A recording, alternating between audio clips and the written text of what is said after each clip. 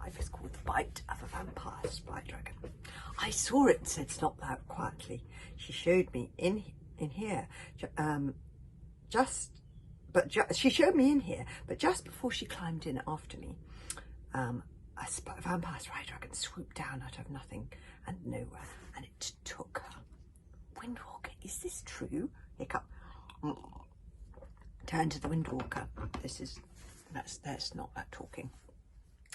Who was lying on the floor, his long shaggy body riddled with razor wing stings. Hiccup had some vague desperate hope that Windwalker might deny it, but the Windwalker gave a miserable nod and continued that low, keening whining. No, whispered Hiccup. Oh no. He put his arms around his thin, white, trembling body, trying to comfort himself. His arms sung with pain.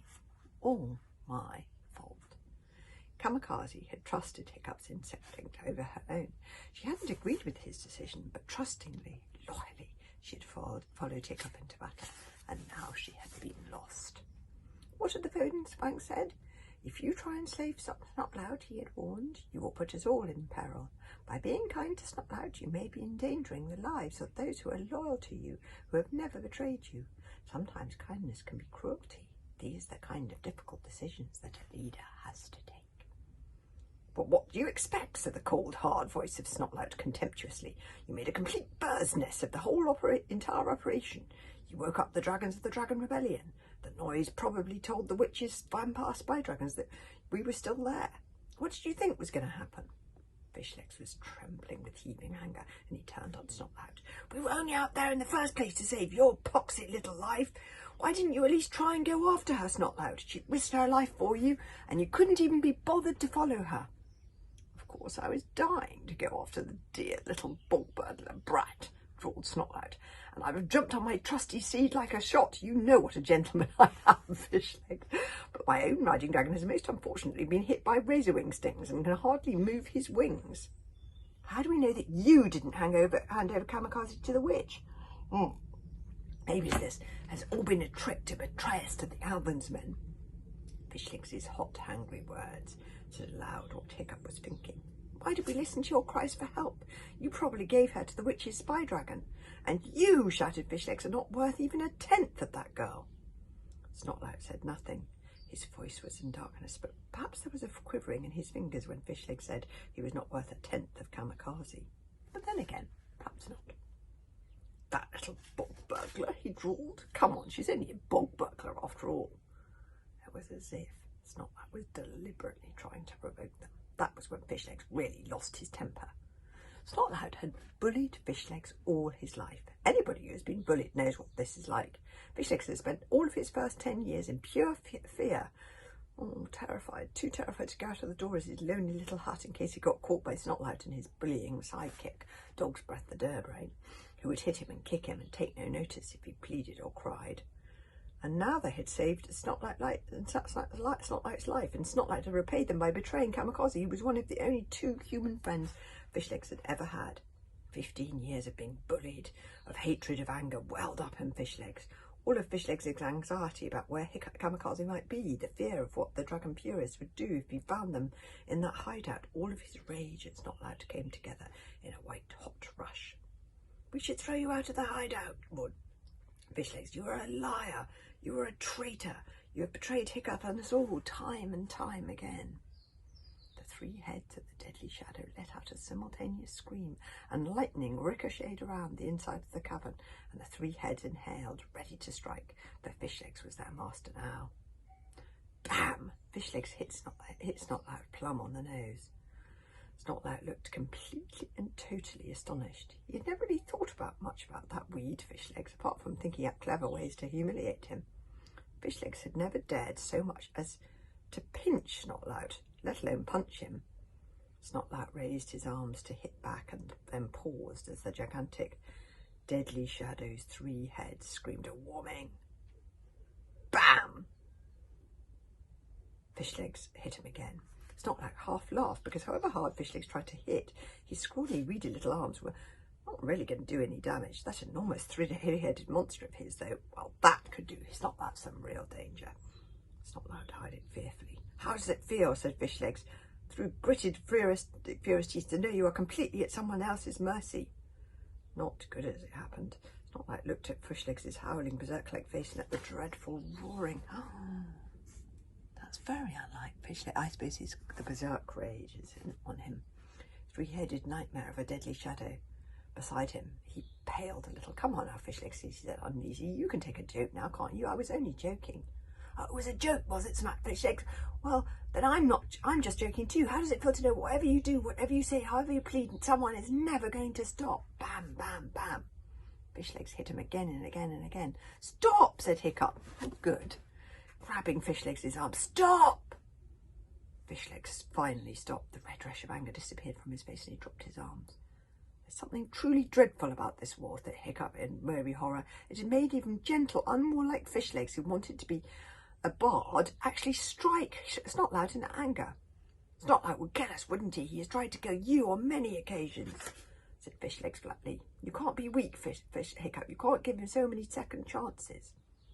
That is the way that Alvin and the witch talk, said Hiccup, flushed because he felt so guilty about Kamikaze, and yet, with a horrible suspicion, Fishlegs might be right. You have to give people a chance. He was still holding on to Fishlegs' arms. You have to keep on giving people a chance.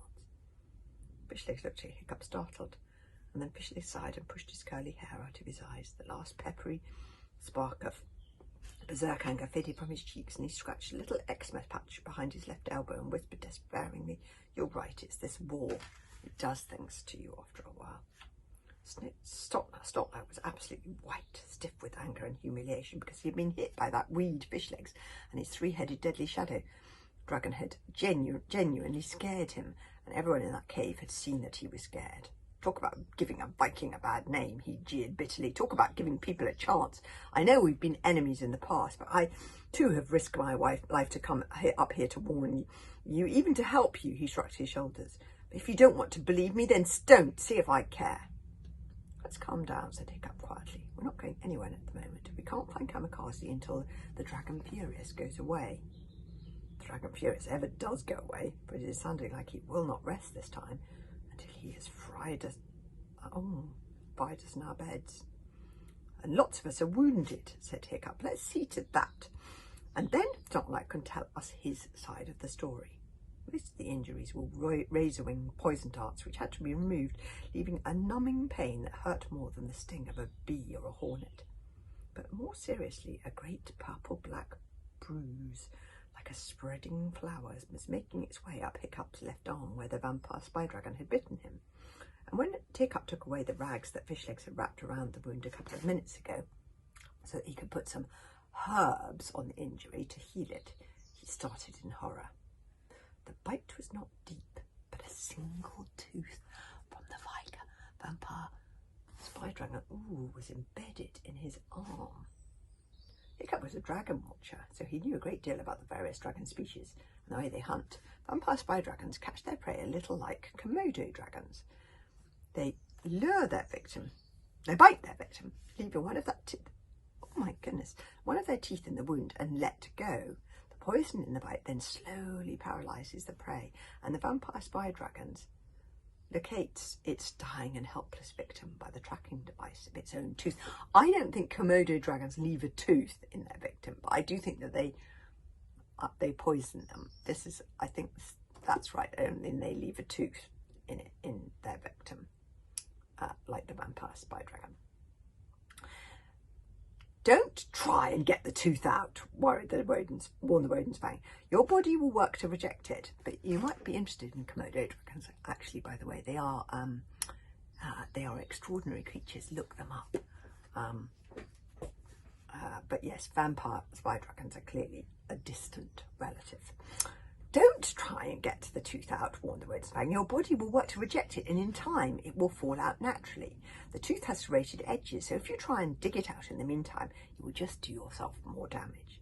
There'll be a lot of numbness, paralysis even for a bit, but it is not a deep bite, so you will not die. The same applies to the razor-wing stings. The stings are painful, but not fatal. But in the meantime, this is the problem. The vampire spy dragons will be tracking me, thought Hiccup. Toothless had no real idea what was going on, but he understood that his master was upset, and lovingly he went and sat on Hiccup's head. Very helpful.